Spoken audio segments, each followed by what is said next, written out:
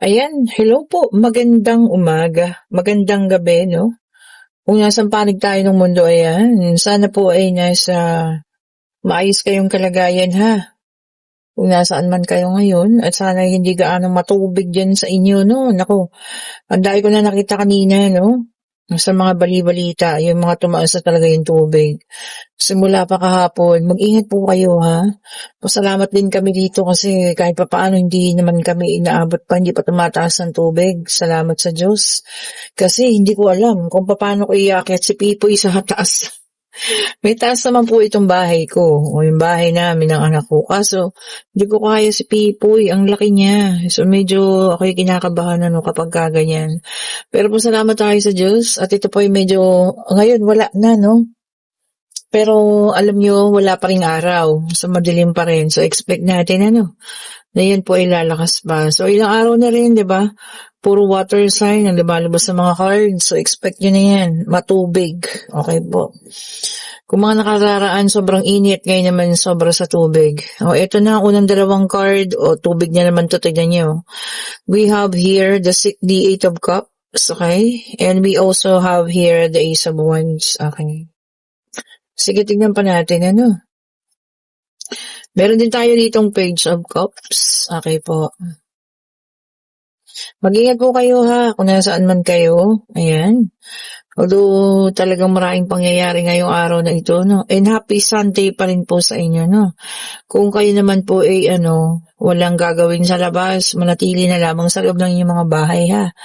Kaysa kayo mabasa-basa sa ulan at magkasakit pa po, O, ayan. So, ito kompleto na yung unang apat. Meron tayong Page of Cups nga po. And we have here the Knight of Wands. Okay. So, tingnan pa natin. I-check pa natin po, Then, we also have here the Knight of Cups. Okay po. Knight of Cups din yan, ha? Okay. We have here the Chariot. O, ayan. Magdamag akong nagtrabaho, talagang grabe po, ang lalakas ng mga ulan. Naapektuhan nga yung aking internet at medyo, alam niyo yun, nasisira-sira ang ating trabaho. And we also have here the Queen, ang Queen of, Queen of Wands, ayan. And for the last card, we have here the Page of Pentacles. Okay. So, ito na. Kompleto ng ating situational reading para sa umagang ito ng linggo. Ngayon po ay August 9 na, ha? August 9 of 2026. Okay. Second Sunday ng ating month ng August. Ito grabe ang kalungkutan na dinadanas ng taong ito, no? Definitely, siya po yung taong lumayo sa inyo, siya yung taong umalis. Siguro kasi dahil sa panahon na din, maulan, ayan, malungkot ang panahon, 'di ba? So parang nakakaapekto sa kanya. May pagka-emosyonal ang taong ito, ha. Okay po, may pagka-emosyonal. So, alam mo yun, parang sa pagpatak ng ulan, yung emosyon niya at yung luha niya rin po ay nasasabay. Oh, 'di ba? Meron na kasing parang pagsisisi. Alam niyo, ito yung mga naghiwalay na talagang, alam niyo, mahal pa talaga yung isa't isa, eh. Yung wala namang tayong nakitang third party situation. Kaya lang napaghiwalay ng panahon dahil sa pupwedeng sa mga pangingialam ng ibang tao, dahil sa may mga differences, no? May mga hindi pinagkasunduan. Ito yun, eh. Pero alam niyo yun, nararamdaman yun, no? Na mahal niyo pa yung isa't isa. Oh, 'di ba? Mahal pa, eh, kaso yun nga yung nangyari. Tingnan niyo naman, tignan mo, ha, nandito nga ang ating Knight of Cups. Ibig sabihin the romance is there. O, 'di ba? Ibig sabihin may pagmamahal pa sa isa't isa. Parehas kayo. Hindi lang po siya, pero pati ikaw. Pero alam mo yun, walang gustong mauna or walang gustong magsimula ulit. 'Di ba? Although the new beginning is here, pero maaaring ang isa sa inyo, ang new beginning niya, yung sarili niya lang, kumbaga siya lang. No, hindi niya iniisip na kayo mag-uumpisa ulit or kayo po ay magsasama ulit ha. Maaring ikaw ito, ayan kasi marami ka ng priority sa buhay. Priority in a way na siguro may sarili ka na din ngayong iniisip, no? Hindi na ito tungkol sa kanya. Ayan ha. Siguro nga, ito yung may mga differences kayo, no? Meron kayong hindi mga bagay na hindi pinagkasunduan, kaya kayo nagkahiwalay. So, ayan. Ito na, kahit na kasi may nakita nga akong pagkilos niya rito. Ayan, paggalaw. Parehas doon, kumukontak sa'yo, pero parang kasing ayaw mo nang bigyan ng pansin. O, ayan ha. And we have here the Ace of Pentacles na parang more on focus ka, sa pansarili mong goals, pansarili mong ang tawag dito, sarili mong paglago. Ayun hindi ito tungkol sa love life lang. O, 'di ba? O, kung sino man ito sa inyo ha, na talagang focus na focus ka ngayon sa sarili mo at sa buhay mo. Baka naman kasi natagalan din, 'di ba? Yung pag-realization niya. Tapos eto na natapos ka na, 'di ba? May sarili ka ng iniisip mo, may sarili ka ng buhay. So, masisisi ka ba niya, 'di ba? Lalo sa panahon nga, alam mo 'yun, na umiyak ka rin naman, nakaramdam ka rin naman ng pain. Pero alam mo 'yun, ginusto mo lang na ibangon yung sarili mo, baguhin, 'di ba? So, hindi ka niya masisisi, 'di ba? And we have here the Sun, the positivity card, freedom. Naku, freedom ang gusto mo, kalayaan. Naku po. Yun. Kaya siguro yun din ang isa sa mga iniluluha niya, or talagang ikinalulungkot niya kasi nakikita niya na gusto mo na ng kalayaan. Kumbaga, nagustuhan mo na, ayaw mo nang bumalik yung sa mga naramdaman mo sa kanya before. Yan, ang kalungkutan niya ngayon. Ako po.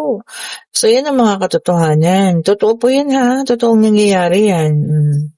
O, tignan mo nga, mga dinanas mo rin naman ng mga panahong iyon. This is the Ten of Swords. Marami rin sakit. Failure. O, ayan ha. Maraming bad mouthing. Kumbaga, maraming salita. Ang mga binitawan niyo parehas, di ba? Siyempre, kung nagkaroon kayo ng away, galit, o di ba? Kung ano-anong mga salitang masasakit. Parehas kayo kung ano mga nasabi niyo, di ba?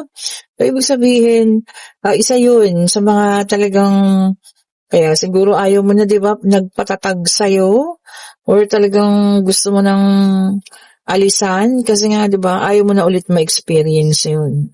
Di ba po? And we have here the Knight of Swords, ayan. Sabi niya dito, big change talaga naman. Malaki ang pagbabago sa buhay mo at maraming oportunidad. Yung pa isa. So kaya kahit mahal na mahal mo pa, hindi naman sinasabing mahal na mahal ha. Kahit may nararamdaman ka pa, pero decided ka na kasi. Oh. 'Di ba? So, sinayang niya lang. 'Di ba? Babalik ka rin pala, ibig sabihin magkakaroon ka rin pala ng pagsisisi. Inintay niya pa, 'di ba? Na talagang magbago ka at magbago rin ang isip at puso mo, para sa kanya. Well, ganun talaga siguro. Pinatatag ka ng panahon dahil may ibang plano sa iyo ang Panginoon. Oh, yung ganda nun ha. O ito tatlo agad. And we have here the Justice. O ayan. So, masasabi nating cause and effect, sabi ng ating Justice. Yes, kasi siya yung may gawa nun eh. O, diba? So, ngayon, siya yung lumayas. Ngayon, ito yung epekto sa kanya. Diba? Gusto man niyang makipag-ayos sa'yo, pero, alam mo yan, nang dahil sa paglayo niya, syempre, parang wala na. So, papaano pa to? Diba? And we have here also the Nine of Wands. Ayan. Sabi niya rito, learning from the past, failure. Oh, yun, di ba? Tama naman, marami ka nang natutunan. At kayo ba, syempre, sa mga ganitong pagkakataon, lalo na kung nasaktan kayo before, papayag ba kayo masaktan ulit? Di ba? Syempre, hindi na. O, 2 beses lumabas ang ating Ace of Wands, ha? Sabi niya rin dito, yun nga, new beginning and being enthusiastic, sabi niya, Tapos sabi din dito, you're having your potential growth. So yan, marami kang nakita na kaya mo palang gawin after niyang umalis. Hindi ka nagbabad dun sa kalungkutan or whatsoever, pero talagang pinakita mo rin na kaya mo pala. 'Di ba? Sa sarili mo na kaya mo. And we also have here the Nine of Swords. Ayan. Ito siya, sabi ko sa inyo sa gabi, kung mag-isa, naluluha, naiiyak, nagkakaroon na siya ng guilt, regret, and remorse. Naku, yun yung tatlong, magkakasama talaga, So, nagigilty na, may pagsisisi, ayan, at may panghihinayang. Ayun lang. Paano yan? Kahit anong gawin niya, wala na Kumbaga malayo ka na, mahihirapan na siyang abutin ka. Kung ano ka ngayon, 'di ba? Para sa akin kung ano ka ngayon, kumbaga siya yung may gawa nito 'di ba? Kung gaano ka katatag ngayon, kung gaano ka katigas, gaano ka katibay, siya yung gumawa para maging ganyan ka. 'Di ba, no? And eto na nga, dreams. Ayan. Sabi rito, ito yung mga pinapangarap mo ngayon. Ayan muna, Ito yung pinipili mo pala ngayon. Yung iyong mga pangarap, yung mga gusto mo sa buhay. Parang naghiwalay kayo, parang nagkaroon ng pag-iising ka rin, na sa isip mo siguro it's time para sa sarili naman. Para mangarap, para sa sarili naman. 'di ba? Parang naisip mo rin hindi na din okay yung saktuhan lang. Kailangan meron at merong maitatabi at may mabibili rin na para sa sarili, para sa ikauunlad ng sarili. 'Di ba? Ganda nun ito na yung pangatlong deck of cards natin Ito po'y para sa inyo, para sa kanya, pwedeng kung kanino man, take only what resonates pa rin So, ayun. Totoo naman, 'di ba? Kung ano ka ngayon, kung gaano ka katatag ngayon, katapang, katibay, dahil sa kanya yun. Ginawa ka niyang ganun. 'Di ba? So, wala siyang dapat sisihin. And we have here the Justice, air sign. Gemini, Libra, and Aquarius. Sabi niya dito, justice. Tama. Yung mga, dyan nagawan ng masama, ng pananakit, makukuha niyo na raw ang hostisya. Siguro mababalitaan yun, kung ano nangyari sa kanya, or nangyari sa kanilang dalawa ni Bakekang. Diba? Justice. Gano'n naman talaga, di ba po? Alam nga naman, lagi na lang ikaw ang makakakuha ng masasakit. Hindi ba sila pwedeng masaktan, 'di ba? So kahit hindi ikaw yung gumawa ng pananakit sa kanila, mayroong iba at ibang taong gagawa niyan, o kaya sitwasyon talaga. And we also have the Two of Wands, so fire sign naman ito, Aries, Leo, and Sagittarius. Ayan. Sabi rito, travel plans. Nagpaplano para sa pag-travel. Ayan. Baka mga next month na, kung medyo hindi na siya maulan. Siyempre, kailangan din natin isaalang-alang ang climate. Siyempre, masarap bang mamasyal kapag maulan? Siyempre, hindi. Diba? So, isang alang-alang din ang climate, And we also have here the Lovers in reverse, air sign. Ayan, ito na nga, Sabi niya rito, detachment or alam nyo na, paghihiwalay.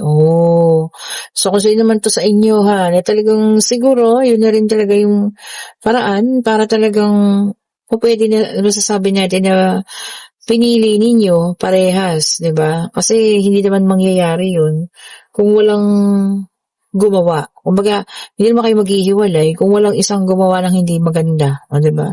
Maaaring yun na rin ang paraan para alam mo yun, matapos na kung ano man yung meron kayo, para parehas kayo mag-grow, 'di ba po? And we have here the Ace of Swords, air sign ito ulit. Sabi niya dito, mental clarity. 'Di ba? Paglinaw ng iyong isipan. Baka maaaring marami kang tanong before, tungkol saan, tungkol kanino, marami kang iniisip. Pero ngayon, unti-unti nang lumilinaw sa'yo, kung ano man ito, or po pwedeng ito po ay katotohanan ba yan, na unti-unti nang lumilinaw, di ba? And we also have here the Four of Wands, ayan, Aries, Leo, and Sagittarius, yan. Fire sign ulit ito, may mai-engage, engagement daw po. baka ayain ka niya ha, ng person mo. O, 'di ba? Para lumagay sa mas magulong ano, buhay, hindi. Siyempre mas magandang buhay, 'di ba? Kung mag-boyfriend, girlfriend ngayon, ayan na, ma-e-engage na ha. Masarap din sa pakiramdam ng babae yun ano, yung engagement at aalukin ka, 'di ba? And we have here the High Priestess, water sign. Kompleto na ba? Nandito na ba si Earth? Wala pa. So, ito ay water sign niya. And we have here the High Priestess. Okay. Sabi niya rito, no, trust yourself. Baka sarili mo na, pinagdududahan mo pa. Di ba? So, ating ano ha, pagtiwalaan ng sarili, sa mga desisyon, di ba? Kailangan din kasi, pag nagbitaw ka ng desisyon, kailangan yan 100%. Di ba po, ano? And meron tayo ditong the Hangman, water sign ulit siya, no? Sabi niya dito, no, acceptance, pagtanggap. Oo naman. Kasi saan pa ba mapupunta yan? Kundi kailangan tanggapin kung ano naman ang mga mangyayari. Alangan namang, di ba, mabuhay tayo sa pag-iisip na, ay hindi mangyayari yan. Pero kung nandoon naman na naganap na nga, hindi pa rin matanggap-tanggap, yun ang hindi maganda po, ha? And meron surprisingly ang Earth sign, Page of Pentacles, so lumabas po lahat ha. Taurus, Virgo, and Capricorn. Sabi niya dito, no, manifestation. Ano ang minamanifest ninyo? Ayan na po. Diba? Sabi ko sa inyo, ibibigay at ibibigay yan. Kung ano man ang inyong kahilingan. Yun nga lang po, lalo na kung natututo tayo maghintay, tamang oras, tamang pagkakataon, ayan, ibinibigay at ibinibigay naman. Diba? Ito na, ang yes and no card, kayo po yung magtanong na, ha? Pag-ibig pangyayari financial, kung alam mo lang gusto niyong malaman, okay po. Divine Universe, anong sagot mo? Ayun, napakabilis. Tingnan niyo yun, tumalon-talon talaga. At ito na po, this is the Four of Swords, this is the Apathy card, ayan, and yes po ang sagot. Alam niyo talagang may tao nagsisisi, no? Ayan, talagang, alam mo yun, yung sobrang pagsisisi niya talaga, as in, yung pagluha at sakit ng pakiramdam, yun yung nararamdaman niya sa ngayon. Diba? Maaaring kung gaano kang lumuha dati, siya namang nangyayari sa kanya ngayon. Okay? And kung nagugusto niya ating reading, pa-like, pa-share, pa-subscribe, and hit the notification bell para lagi kayong updated sa mga bagong videos na nire-release natin. At sa lahat ng may gusto ng ating mga bracelet po, ha? Kayo po yung magpili niya. Pwede rin kayong magtanong sa akin, ha. Ang dami ko nabasa sa comment section po, nagtatanong sa mga bracelet. Paklik lang po yung link, ha. Nandiyan na sa comment section. Tapos mag-iwan kayo ng messages po, ha, sa ating Blue App. Okay, syempre sa ating Facebook. At ako po, mababasa ko po yan, ha. Kahit nasa spam, mababasa ko po yan. At magre-reply po ako sa inyo, ha. And kung gusto niyo po ng private reading on Friday, August 14th of 2026, click nyo rin po yung link, ha. Ako rin makakausap niyo. Wala tayong assistant. Ako lang po ito. Okay po? Thank you so much po ulit. Have a great morning kahit maulan. Happy Sunday pa rin, 'di ba? Happy Sunday po sa lahat, ha. Bye-bye po sa inyo.